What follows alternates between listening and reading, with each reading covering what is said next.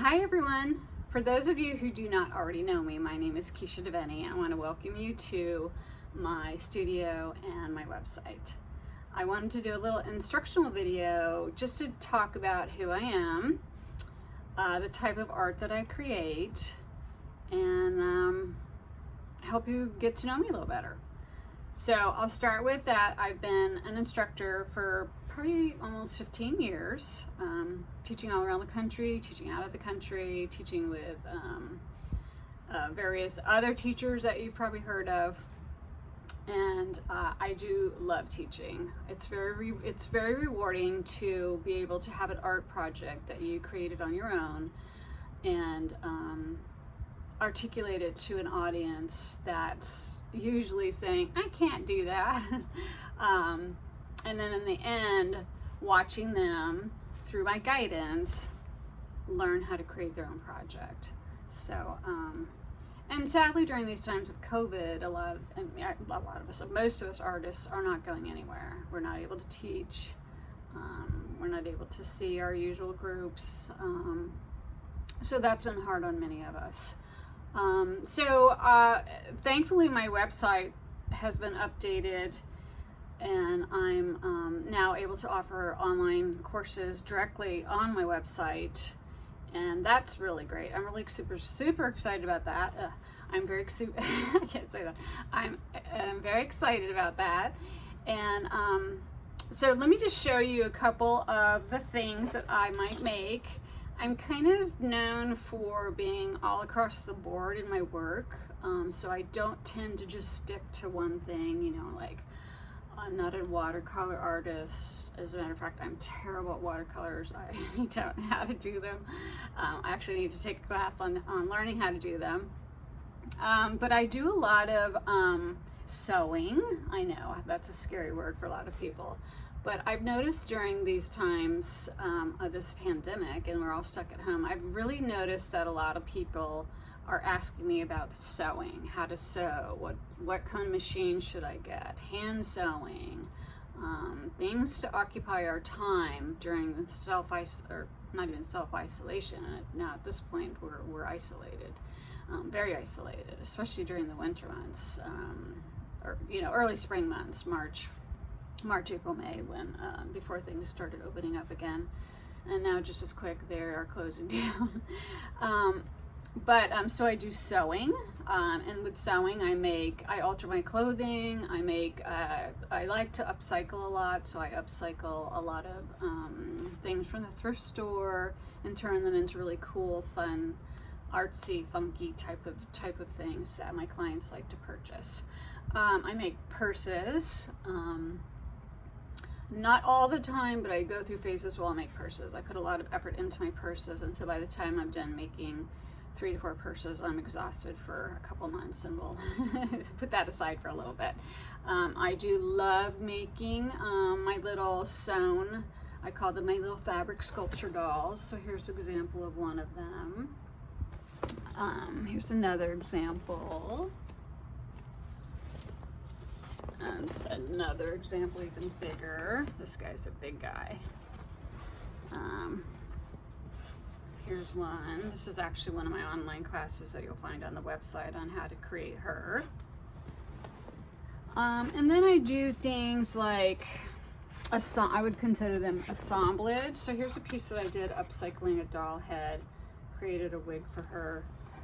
And the base is an old ice fishing. I don't know how to ice fish, but there was hooks all over it. There's screws in the back, so I'm assuming they used it like this. But I loved the red and white on it, and so that became a base for this girl right here. Other things that I make, I think I just like to play around with things. So I love playing around with shrinky-dinks. So here's a piece that I made with shrinky-dinks. Oops, I think her arm goes this way. And then added a bunch of my found object items to the bottom of it to just create this interesting story piece. Originally when I started teaching, I was a jewelry artist, so I made all kinds of jewelry with found objects.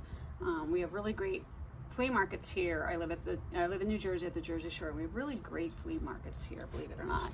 And so I found really excellent found objects, and at the time I was making a lot of found object jewelry, which over the course of time became very, very popular, and it seemed like everyone else was doing it. And so I felt like at that time that I needed to switch directions to not be a part of, you know, the jewelry, the found object jewelry that everyone else does. So then I started turning to painting, you know, more collage. Here's one of my collages that I've done. And still really working on my painting. I'm pretty fairly new to painting and exploring painting and understanding it, but I always knew that in my mind that there was a painter trapped up there that I just didn't know how to get out. So that's been fun to learn how to follow through and make those visions in my head come alive on a painting, on a canvas. But I've started to get back to jewelry a little bit. So here's an example of an item of jewelry that I made, more in the direction of me. Does that make sense? So I've been really getting into a lot of hand sewing, and hand sewing to me equals it's all been done by your fingers. It's not manufactured. I didn't run over to you know, the craft store and pick up this piece and just put it onto this, you know, next piece and then add stuff to it. It's all laboriously done by my hand, and then items chosen, the same thing. Picked up here and there, picked up at the flea market, picked up at bead shows, taken off of other objects, you know, upcycled. So it all really equals uniqueness, excuse me. And that's what my art is all about. It's just, it has a very unique look to it that you just can't really duplicate. I like to make dolls that aren't specifically just like sewn dolls, like this girl right here. So this image here is, again, my own vision. So you can't just go and, you know, pick this up as a stencil or whatever. It's, you know, my own handiwork. So I would consider this like a fabric sculpture doll. And then I would consider this more of an assemblage doll. So made like a little head for it that's all been hand stitched. And then I'm starting to create a body using, you know, a box. And then these are just upcycled arms from another project. And then here again, I'll start adding in more interest right here. I like a lot of visual texture and interest that kind of intrigues the viewer about what's happening. This piece here was a class that I taught years ago, and this is still one of my most favorite pieces. And this is just all about collecting and showing off those collectibles. So in the class that I'm going to be adding to my website for free, talks about a product called Aves Epoxy Clay. And this head was I used that product to attach this head to this piece. And it's a really interesting and exciting product. I use it a lot in all my work that requires two pieces to be joined together. And so this class is going to show you how to use it, when to use it, why would you want to use it instead of, you know, maybe just like gluing things down, and all that sort of stuff. That guy's a heavy piece. Oop, something just fell off. The last piece I want to show you is I also used to do a lot of soldering. And this is a class you will also find on my website. It's called Home is Where the Heart Is. And it basically teaches you how to make this soldered house. And it's a nice size. You can see the scale from me holding it and the product. And yeah, so that's available. And it walks you through the entire process of soldering, how to solder, how to foil, and then once you get those techniques down, you're going to start bringing them together to create this house.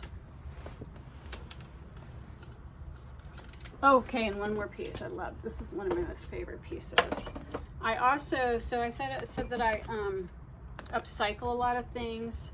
So these are horses that I find at the flea market, and I only will pay a certain amount for them. So if they're over that amount, I don't buy them, but if they're that amount, I get them. And I call them my painted ponies. And so you can just see the storytelling that comes along with these. But so anyway, that's about me. So I'm going to start a new video talking about the Aves clay for the free class that I'm offering. Take care.